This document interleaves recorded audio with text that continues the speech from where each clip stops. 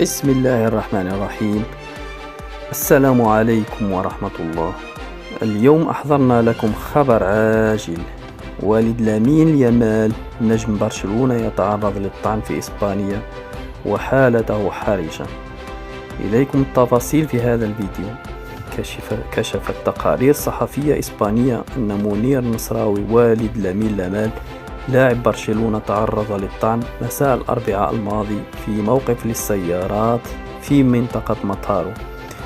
مع العلم قد سبق لي أن زرت هذه المدينة الإسبانية التي تقع ما بين مويت ديل فاييس ومطارو، وتقع في هذه المدينة الإسبانية حوادث كثيرة من بينها الشجارات وبيع المخدرات وإلى آخره.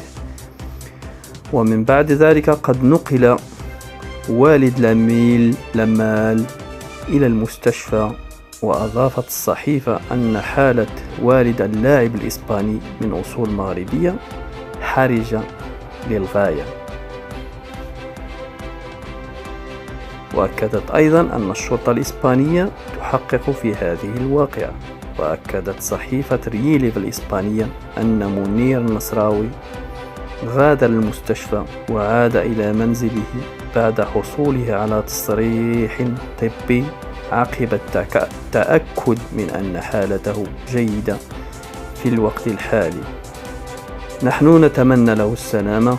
إلى هنا وصلنا إلى نهاية الفيديو ونهاية الخبر، ولا تنسونا باللايك والاشتراك في القناة ليصلكم كل جديد.